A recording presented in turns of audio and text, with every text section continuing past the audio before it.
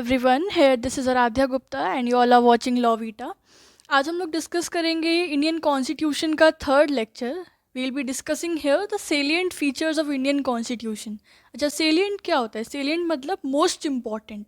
हमारे Indian constitution के most important the noticeable features कौन कौन से होते हैं, इसकी विशेषताएं क्या क्या हैं, हम लोग वो सब देखेंगे। देखो, नियर अराउंड 15 हम लोग टोटल फीचर्स इसमें डिस्कस करेंगे and they will be all the most important. ठीक है, पहला है लेंदियस रिटन कॉन्स्टिट्यूशन। देखो, ये हम सब जानते हैं, हमारा जो इंडियन कॉन्स्टिट्यूशन है वो रिटन है, मतलब वो लिखित है। ठीक है, एक डॉक्यूमेंट फॉर्म में है। वो रिटन कॉन्स्टिट्यूशन तो है ही, इसके साथ साथ दुनिया में जितने भी रिटन कॉन्स्टिट्यूशन है उन सब में वो सबसे लंबा है, सबसे लेंदीएस्ट रिटन कॉन्स्टिट्यूशन है। Right, so constitutions are classified into written like American and constitution are unwritten as well like the British constitution. तो दो तरीके के कॉन्स्टिट्यूशन होते हैं, दो तरीके के संविधान होते हैं पूरी दुनिया में। एक होता है रिटन जो कि लिखित होता है जैसे कि अमेरिका का है, और एक होता है जो कि अनरिटन होता है जो कि कहीं भी डॉक्यूमेंट फॉर्म में आपका एम्बाइडेड नहीं है, वो जस्ट एक इम्प्लाइड है, मौखिक रूप से सब जानते हैं पर रिटन नहीं है, जैसा कि ब्रिटेन में है। ठीक है, the constitution of India is the lengthiest of all the written constitution of the world. हमारे भारत का जो संविधान है वो पूरे दुनिया में जितने भी संविधान हैं, हर देश के, हर स्टेट के, उन सब में जितने भी लिखित हैं उन सब में सबसे लेंथीएस्ट है, सबसे लंबा रिटन कॉन्स्टिट्यूशन है। It's a very comprehensive, elaborate and detailed document. ये कॉम्प्रहेंसिव है, इसके अंदर हमारी काफ़ी सारे राइट्स, ड्यूटीज़, सब कुछ, जितनी डाइवर्स कल्चर है सबके बारे में चीज़ें लिखी हुई हैं। ठीक है, पूरी गवर्नमेंट को रन करता है, ये बहुत डिटेल डॉक्यूमेंट है ये।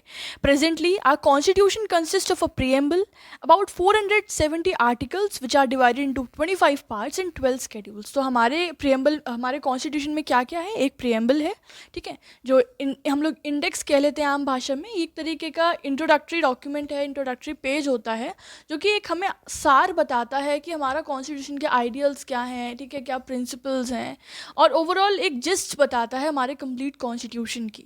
जो हमारे कॉन्स्टिट्यूशन फ्रेमर्स थे उनकी क्या विचारधारा थी इसको बनाते हुए, वो प्रीएम्बल से पता चलती है। लगभग 470 आर्टिकल्स हैं। इनिशियली जब बना था तब 365 थे, अब आगे आगे अमेंडमेंट्स के थ्रू अब 470 हो गए हैं। 25 पार्ट्स हैं टोटल एंड 12 शेड्यूल्स हैं। ठीक है, there are 4 factors which have contributed to the elephantine size of our constitution. लगभग 4 मुख्य कारण माने जाते हैं, फैक्टर्स माने जाते हैं, जिसकी वजह से हमारा कॉन्स्टिट्यूशन का साइज इतना ज़्यादा है। एलिफेंटाइन मतलब जैसे एलिफेंट होता है ना, बहुत विशाल शरीर का, वैसे हमारा जो कॉन्स्टिट्यूशन है बहुत विशाल है, बहुत बड़ा है। तो इसका इतना बड़े साइज का होने का 4 मेन फैक्टर्स माने जाते हैं। पहला, geographical factors, that is the vastness of the country and it's diversity. हमारा जो कंट्री है उसका जो जोग्राफिकल एरिया है वो बहुत बड़ा है।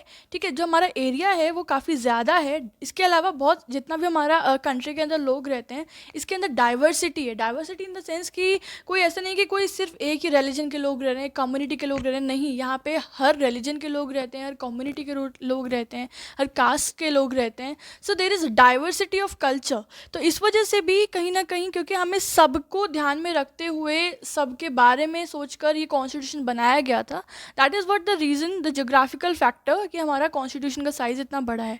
दूसरा है हिस्टोरिकल फैक्टर। हिस्टोरिकल फैक्टर इस कंटेक्स्ट में कि जैसे हम सब जानते हैं कि हमने कई सारे सोर्सेज डिराइव से अपना कॉन्स्टिट्यूशन डिराइव किया है, लेकिन फिर भी नियर अराउंड 60% जो कॉन्स्टिट्यूशन है वो हमारा गवर्नमेंट ऑफ इंडिया 1935 से डिराइव किया गया है। ये वो एक्ट था जो कि ब्रिटिशर्स ने इंडिया में इम्प्लीमेंट किया था, बनाया था। ठीक है, और ये जो था ये ब्रिटिशर्स का लिखा हुआ सबसे लंबा लेजिस्लेशन था, सबसे बड़ा आपका ये एक्ट था। ठीक है, हमारे कॉन्स्टिट्यूशनल फ्रेमर्स ने इससे सबसे ज़्यादा अपना जो कंटेंट है वो डिराइव किया था, और ये खुद में इतना बल्कि था। तो सोचिए, जब हमने इसको 60% अपने कॉन्स्टिट्यूशन में कवर किया है, तो ये भी एक रीज़न है, that's what our size of our constitution is so large.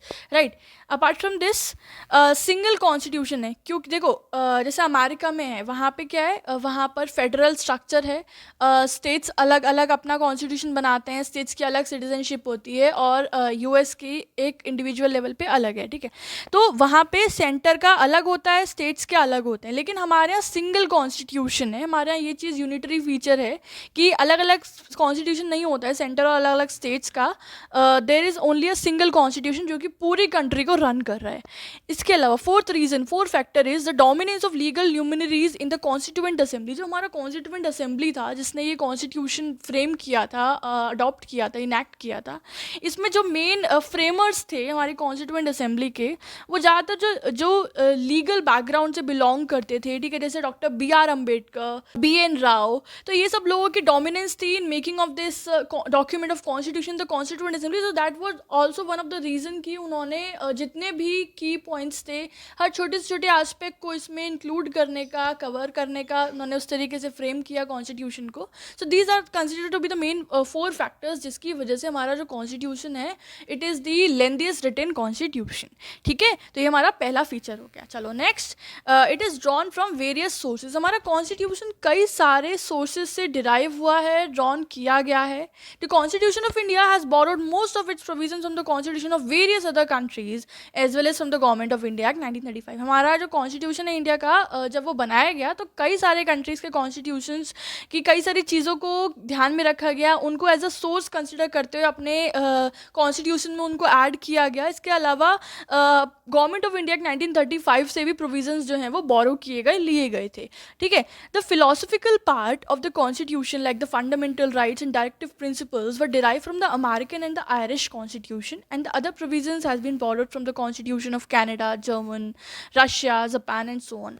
देखो जितना फिलोसफिकल कॉन्सेप्ट था, जैसे कि हमारे फंडामेंटल राइट्स यूएस से लिया, डायरेक्टिव प्रिंसिपल, इसके अलावा बाकी जितने प्रोविजंस थे हमने कनाडा से लिया, जर्मनी से लिया, ब्रिटेन से लिया, रशिया से, जापान से, और बाकी कंट्रीज से हमने डिराइव किया था। इस तरीके से 40% जो था, 60% तो हमने गवर्नमेंट ऑफ इंडिया 1935 से लिया था। तो ये इसका दूसरा फीचर हो गया that it has been derive from various sources, और I can say the provisions of Indian constitution has been borrowed from the constitution of various other countries, ठीक है। Third feature is it's a blend of rigidity and flexibility. देखो rigid मतलब कोई ऐसी चीज़ जिसको हम easily change नहीं कर सकते, ठीक है, जो कि फर्म है, और फ्लेक्सिबल मीन्स कि जिसको हम मोल्ड कर सकते हैं अपने अकॉर्डिंग, हम उसमें चेंजेस ला सकते हैं। तो हमारा कॉन्स्टिट्यूशन जो है ना तो पूरी तरीके से रिजिड है, ना ही पूरी तरीके से फ्लेक्सिबल है, रादर ये दोनों ही चीज़ों का एक मिक्सचर है, ठीक है, एक मिश्रण है। It is classified into rigid and flexible. Rigid constitution requires a special procedure of its amendment, that is a American constitution. तो कॉन्स्टिट्यूशन दो तरीके के हो रहे हैं, इन जनरल बात कर रहे हैं, इंडिया के कंटेक्स्ट में नहीं कर रहे, जनरल बात कर रहे हैं कि कॉन्स्टिट्यूशन दो तरीके के होते हैं। रिजिड कॉन्स्टिट्यूशन ऐसा कॉन्स्टिट्यूशन होता है जिसमें हम लोग सिंपल प्रोसीजर के थ्रू अमेंडमेंट नहीं कर सकते हैं। उसके लिए हमें कोई भी अगर अमेंडमेंट करना है कॉन्स्टिट्यूशन के अंदर, कॉन्स्टिट्यूशन के प्रोविजंस के अंदर, तो हमें कोई स्पेशल प्रोसीजर के थ्रू ही हम अमेंडमेंट कर सकते हैं। जैसे कि अमेरिकन कॉन्स्टिट्यूशन है, उसको अमेंड करना इतना आसान नहीं है, that's why it is classified as a rigid constitution. और दूसरा होता है फ्लेक्सिबल कॉन्स्टिट्यूशन, वो कॉन्स्टिट्यूशन जिसको हम ईजिली अमेंड कर सकते हैं in the same manner as ordinary laws are made, that is a British constitution. और फ्लेक्सिबल वो होता है जिसमें हम आराम से कोई भी अमेंडमेंट कर सकते हैं, कोई भी चेंजेस कर सकते हैं उसके प्रोविजंस में, और एक नॉर्मल ऑर्डिनरी लॉ के तहत मतलब बिल्कुल वैसे ही कर सकते हैं जैसे हम ऑर्डिनरी लॉ को पास करते हैं, बनाते हैं, उस ढंग से ही हम क्या नाम है उसके अंदर चेंजेस कर सकते हैं। और ये होता है जैसे कि हमारा ब्रिटिश कॉन्स्टिट्यूशन है, ठीक है। The constitution of India contains a synthesis of both. Certain provisions of our constitution can be amend by simple majority, but certain provisions require the special majority. तो हमारा जो भारत का कॉन्स्टिट्यूशन है ये दोनों का ही कहते हैं ना, दोनों को मिलाकर बनाया गया है। इसके कुछ प्रोविजंस जो हैं वो तो हम बहुत सिंपल मेजॉरिटी से पास कर सकते हैं, सिंपल प्रोसीजर से उसको अमेंड कर सकते हैं, लेकिन इसके कुछ प्रोविजंस ऐसे हैं जिसको आप सिंपल तरीके से नहीं चेंज कर सकते हो, उसमें आपको स्पेशल मेजॉरिटी चाहिए, स्पेशल प्रोसीजर चाहिए, राइट। तो ये था आपका third feature, that is it's a synthesis और it's a blend of both rigidity and flexibility. Clear. Next fourth feature is federal structure with a unitary bias. देखो हमारे constitution को कहा जाता है that it is a quasi federal constitution. Quasi federal से मतलब है कि देखो ये आपका फेडरल फीचर्स भी हैं हमारे कॉन्स्टिट्यूशन के अंदर और यूनिटरी फीचर्स भी हैं। दो तरीके के सिस्टम होते हैं कॉन्स्टिट्यूशन के, ठीक है, दो तरह के सिस्टम होते हैं कंट्रीज़ के, एक होता है फेडरल स्ट्रक्चर या फेडरल सिस्टम और एक होता है यूनिटरी, ठीक है। फेडरल में क्या होता है, मतलब डाइवर्सिफिकेशन किया जाता है सेंटर और स्टेट की चीज़ों में, ठीक है। यूनिटरी में क्या होता है, चीज़ें यूनाइट करके सिंगल हैंड में ही पावर होती है। तो हमारा जो कंट्री है वो अलग अलग एस्पेक्ट में, कहीं पे उसमें फेडरल फीचर्स का यूज़ किया गया है, वहाँ पे इम्प्लीमेंट किए गए हैं, कहीं पर यूनिटरी। तो केसी व्हियरे एक ऑस्ट्रेलियन अकोमेडिशन थे और इन्हें हम फेडरल थ्योरीज के फादर भी कहते हैं, फादर ऑफ फेडरल थ्योरीज। उन्होंने एक बात कही थी that the constitution of our country is federal in form but unitary in spirit, so thus it's a quasi federal. हमारा आप संविधान जब देखोगे तो आपको दिखेगा कि फेडरल है नेचर में, ठीक है, लेकिन ये इसकी स्पिरिट में इट इज़ यूनिटरी। ये कैसे है मैं आपको ये बताती हूँ, और इसलिए हम इसको कहते हैं क्वासी फेडरल। फेडरेशन के क्या क्या फीचर्स होते हैं, जैसे कि डुअल फॉर्म ऑफ गवर्नमेंट होती है, सेंटर में अलग सरकार होती है और स्टेट्स में अलग अलग सरकार होती है। डिवीजन ऑफ पावर, इस तरीके से जो पावर्स भी हैं वो डिवाइड हो जाती है। रिटन कॉन्स्टिट्यूशन है हमारे यहाँ का। इंडिपेंडेंट जुडिशरी है, मतलब ऐसा नहीं कि कोई जो एग्जीक्यूटिव हेड्स हैं या लेजिस्लेटिव्स हैं, लेजिस्लेचर के जो भी हेड्स हैं वो लोग उसको कंट्रोल करें, नहीं, हमारा जो जुडिशरी है वो इंडिपेंडेंट ऑर्गन होता है गवर्नमेंट का। तो ये फीचर्स होते हैं फेडरेशन के। और यूनिटरी के फीचर्स क्या होते हैं, स्ट्रॉन्ग सेंटर, जो मुख्य सत्ता है वो सेंटर के पास रहती है, ठीक है। और सिंगल सिटीजनशिप होता है, भले हमारा फेडरल स्ट्रक्चर भी है, हम फेडरल फीचर्स को भी फॉलो करते हैं, लेकिन हमारे यहाँ सिंगल सिटीजनशिप है, ठीक है। इसके साथ साथ कॉन्स्टिट्यूशन फ्लैक्सिबल भी है। रिजिडिटी फेडरेशन का फीचर है और फ्लेक्सिबिलिटी यूनिटरी का फीचर है, ठीक है। तो समझ में आया फेडरल स्ट्रक्चर कैसा होता है, उसके फीचर्स क्या होते हैं और यूनिटरी क्या होता है। डॉक्टर बी आर अम्बेडकर ने क्या कहा था, our constitution is that much federal as much it is establish dual polity. उन्होंने कहा था कि हमारा भारत का जो संविधान है वो उतना फेडरल है जितना वो डुअल पॉलिटी को स्टेब्लिश कर सकता है। बाकी कंटेक्स्ट में it is a unified, it is a unitary basis, ठीक है। Doctor B R Ambedkar considered our constitution both unitary as well as federal according to the requirements of time and circumstances. Doctor B R Ambedkar drafting committee के head थे, chief थे, उनका मुख्य भूमिका रही है हमारे संविधान को बनाने में। तो डॉक्टर बी आर अम्बेडकर ने बोला कि जो हमारा कॉन्स्टिट्यूशन है वो यूनिटरी भी है और फेडरल भी है। मतलब जब बनाया गया तो सारी चीज़ों को, सारी सर्कमस्टांसेस को ध्यान में रखते हुए, ज़रूरतों को ध्यान में रखते हुए बनाया गया था। Thus it is a blend of both unitary as well as the federal features, right. We are having one case here, Kuldip Nayar versus union of India. So in this it was held that it was observed that our constitution, the Indian model, is broadly based on federal form of government but with a tilt towards the central. तो इस case में supreme court ने ये बोला कि हमारा जो संविधान है, हमारा जो कॉन्स्टिट्यूशन है वो majorly federal form of government है उसमें, मतलब ठीक है फेडरल फीचर्स हैं, लेकिन एक तरीके का एक टिल्ट है सेंट्रल के टूवर्ड्स। मतलब भले ही फेडरल है, दोनों ही सेंटर और स्टेट्स में अलग अलग पावर्स हैं गवर्नमेंट के पास, लेकिन जो थोड़ा कहते हैं ना झुकाव है वो सेंटर के टुवर्ड्स ज़्यादा है, ठीक है। तो ये किसने बोला था, Kuldeep Nayar versus union of India. देखो जैसे आप इसका एग्जांपल ले सकते हो, इमरजेंसी का कोई भी अगर सिचुएशन होता है, चाहे वो इंटरनल अग्रेशन में, एक्सटर्नल कोई वॉर वगैरह के सिचुएशन में, तो चीज़ें क्या हो जाती है, यूनिफाइड हो जाती हैं। उस वक्त पावर सिर्फ किसके पास रह जाती है, सेंटर के पास रह जाती है। तो कहीं ना कहीं जो एक टिल्ट है, एक झुकाव है, वो सेंटर के टुवर्ड ज़्यादा है, भले ही हमारा फेडरल फॉर्म ऑफ स्ट्रक्चर है। ये बात बोली गई थी Kuldip Nayar versus union of India में। तो ये हो गया आपका fourth feature, that is it's a blend of unitary as well as a federal structure, that is it's a quasi federal form of constitution. Next fifth feature, it's a parliamentary form of government. The Constitution of India has adopted the British parliamentary system of government. हमारे India में जो constitution जब बनाया गया तो British parliamentary system को adopt किया गया, ऑप्ट किया गया, और वही हमारे यहाँ फॉलो किया जाता है। हमारे यहाँ पार्लियामेंट होती है। The system is based on the principle of cooperation and coordination between the legislative and executive organs. इसमें क्या होता है, देखो हमारे 3 ऑर्गन होते हैं, legislature, executive and judiciary. Legislative वो है जो लॉज को बनाती है, फ्रेम करती है। एग्जीक्यूटिव ऑर्गन वो होता है जो उसको इम्प्लीमेंट करता है। तो कहीं ना कहीं जो पार्लियामेंट्री फॉर्म ऑफ गवर्नमेंट होती है, इसके अंदर लेजिस्लेचर और एग्जीक्यूटिव के बीच एक कोऑर्डिनेशन बन के काम होता है, एक कॉपरेशन होके जो है वो सिस्टम को, देश को चलाया जाता है। Parliamentary system is also known as Westminster model of government. ये कई बार क्वेश्चन MCQ में भी आ जाता है, पार्लियामेंट्री सिस्टम को और क्या कहा जाता है।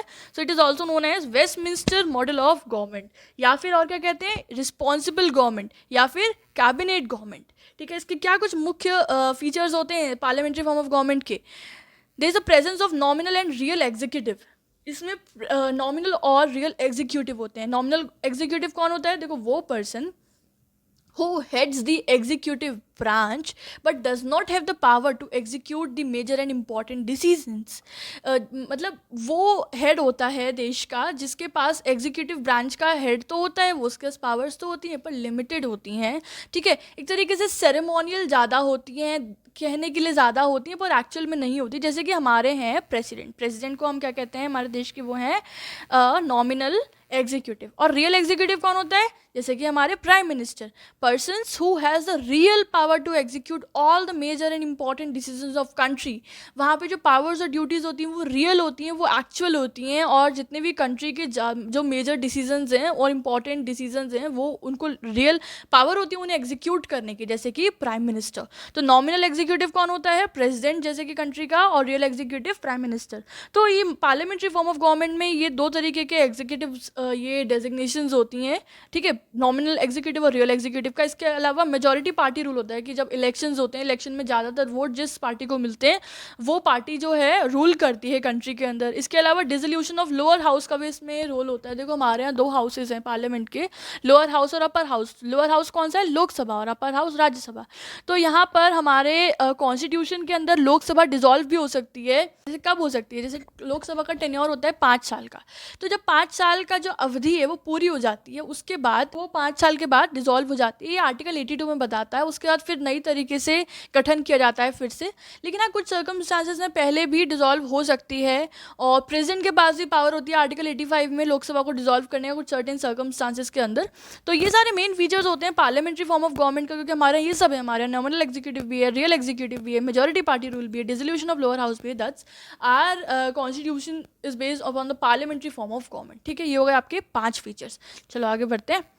वीडियो हो सकता है लंबा हो क्योंकि यहाँ पे कंटेंट ज़्यादा है और कंटेंट सारा इंपॉर्टेंट है. अलग वीडियो बनाने का कोई मतलब नहीं था, एक ही वीडियो में सारी चीज़ें आएँ, इसीलिए चीज़ें कवर करने के लिए वीडियो का टेन्योर लंबा हो सकता है. पर मैटर क्या करता है, कंटेंट मैटर करता है, समझ में आए ये मैटर करता है, इसलिए आप लोग पढ़ते रहें. 6 फीचर है इंडिपेंडेंट जुडिशरी. देखो हमारा जो थर्ड ऑर्गन है जुडिशरी जो है वो इंडिपेंडेंट है. कैसे पढ़ते हैं, supreme court is at the top of the integrated judicial system is the country. It is the highest interpreter court of the constitution. हमारा जो जुडिशियल सिस्टम है, इंटीग्रेटेड जुडिशियल सिस्टम से क्या मतलब है, देखो इंटीग्रेटेड से मतलब है कि जो डिसीजन एक हायर कोर्ट ने दिया वो बाकी उसके निचली जितनी अदालतें हैं उन सब के ऊपर बाइंडिंग होता है.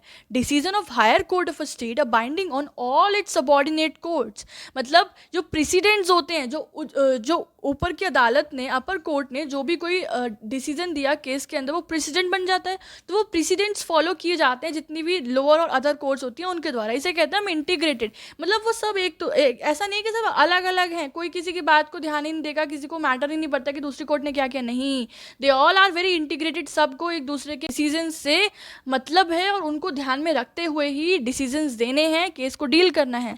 तो सुप्रीम कोर्ट जो है इस जुडिशियल सिस्टम का कौन है, टॉप है, सबसे ऊपर, सबसे अपेक्स कोर्ट कौन है हमारे इंडिया का, सुप्रीम कोर्ट है. It is the highest interpreter court of the constitution, right. Below it there used to be the high courts at the state level. और इसके नीचे कौन होते हैं, हाई कोर्ट्स होते हैं स्टेट लेवल पे. तो ये आपका 6th फीचर था, that our constitution has independent judiciary, right. Next 7th है आपका फंडामेंटल राइट्स, मौलिक अधिकार. तो जो हमारा इंडियन कॉन्स्टिट्यूशन का पार्ट 3 है वो फंडामेंटल राइट्स बताते हैं. It guarantees 6 fundamental rights to all the citizens for promoting the ideas of political democracy. India का जितने भी सिटीजन्स हैं उन सबको फंडामेंटल राइट्स दिए जाते हैं, ठीक है, for promoting what, for promoting the idea of political democracy. चलो क्या है 6 फंडामेंटल राइट्स, ये आप लोग मुझे कमेंट सेक्शन में लिख के बताएंगे. ये जो फंडामेंटल राइट्स होते हैं जस्टिसिएबल होते हैं इन नेचर. जस्टिसिएबल का क्या मतलब होता है, मतलब कि अगर उनका उल्लंघन हो रहा है, अगर कोई उसका कहते हैं ना कि वॉयलेशन कर रहा है या आपके उन राइट्स को इन्फ्रिंज कर रहा है, तो आप उन्हें कोर्ट में जाके उन्हें इन्फोर्स करा सकते हो, ठीक है. दे आर इन्फोर्सिएबल, इसलिए इसे कहते हैं justiciable. The rights are not absolute and are subject to reasonable restrictions. लेकिन ये जो राइट्स होते हैं ये एब्सोल्यूट नहीं होते हैं, कुछ सर्टेन रेस्ट्रिक्शंस होती हैं, उन्हीं के विद इन आप उनको एक्सरसाइज कर सकते हो और उन्हें इन्फोर्स करा सकते हो, ठीक है. तो ये इसका एक बहुत ही क्रूशियल फीचर है हमारे इंडियन कॉन्स्टिट्यूशन का, फंडामेंटल राइट्स, ठीक है. नेक्स्ट है directive principles of state policy. ये वो प्रिंसिपल्स होते हैं, वो आइडियल्स होते हैं जिन्हें ध्यान में रखते हुए जो स्टेट है वो पॉलिसीज फ्रेम करते हैं, वो लॉ को बनाते हैं, वो लेजिस्लेशंस फ्रेम करते हैं.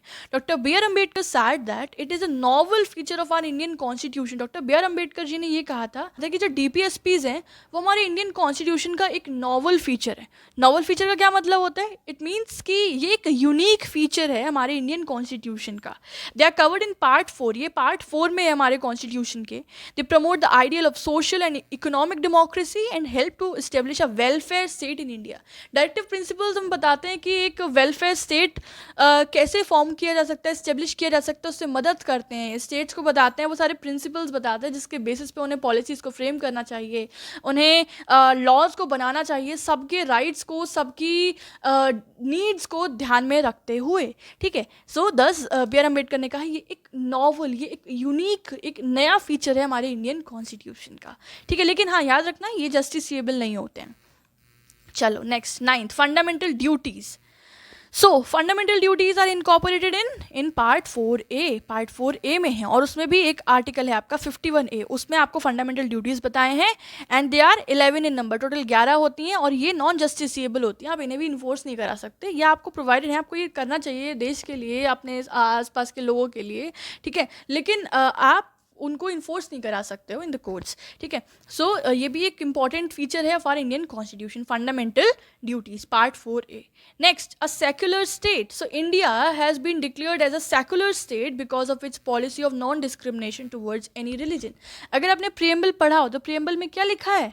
We the people of India having solemnly resolved to constitute India into a sovereign, socialist, secular, democratic republic. Secular आ रहा है ना वहाँ पे? सेक्युलर मतलब होता है कि हम किसी भी एक रिलीजन को नहीं क्या नाम है मानते हैं। ठीक है, हम किसी भी रिलीजन के लिए कोई डिस्क्रिमिनेशन नहीं करते हैं, हम पॉलिसी अपनाते हैं of non discrimination towards any religion, किसी भी रिलीजन के बीच भेदभाव नहीं करते हैं। ठीक है, according to this all religions in our country have a same status and support from the state.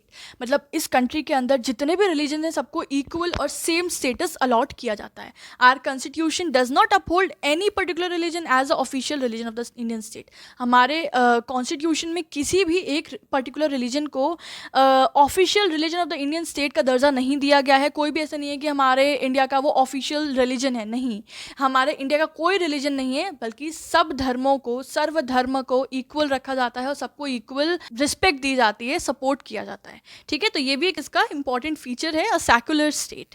Right, next, universal adult franchise. तो ये क्या है? The Indian constitution adopt the universal adult franchise as a basis of the elections. It is the concept of B R Ambedkar. ये जो concept है ये B R Ambedkar ji ने Indian constitution के अंदर ऐड किया था।